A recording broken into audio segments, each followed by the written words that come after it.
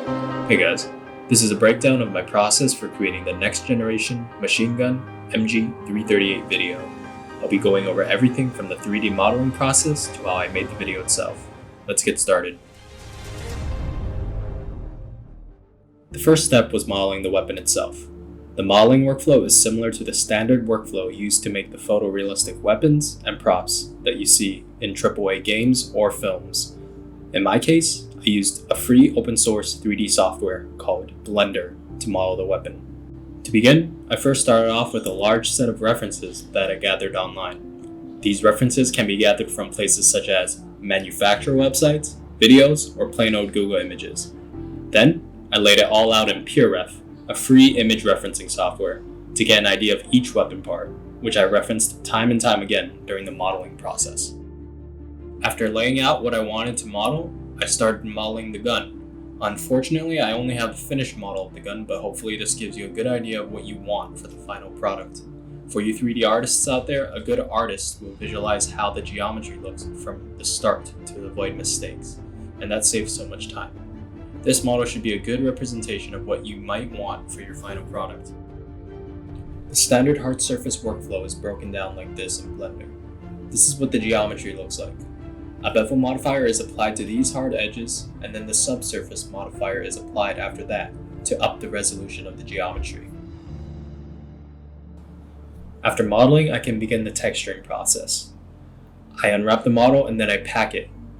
In this case, I'm using UV Packmaster 2, an add-on from the Blender market to get a more dense and therefore higher quality texture map.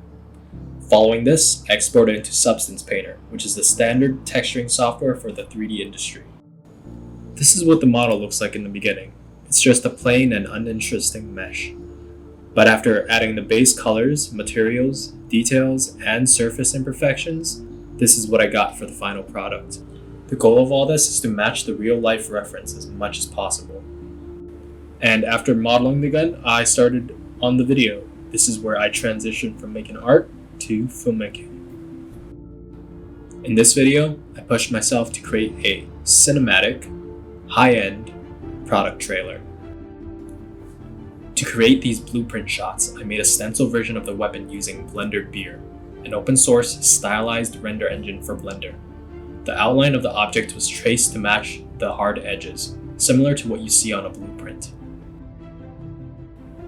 After this, I transitioned into a high-tech particle effect to eventually reveal the subject. I did this by creating a particle for every vertex on the model, using the Point Cloud Visualizer add-on for Blender. Then I reviewed it just as I did with the blueprint version. For the final shot, I exploded the particles by moving bits of the model at a time and transitioning it back in animation using Blender's Shape Key feature. For the final reveal, I matched the particle scene with the real scene and rendered it. For each shot, I animated the moving parts and camera down to each frame, syncing them to each beat to match the music. What this does is it gives both the music and the footage more punch. In order to do this, you have to fill out what animators call X sheets. I didn't make mine too complicated. I just wrote the frame number and the action for the animation. This step is absolutely crucial to get perfect timing and make the video feel punchy.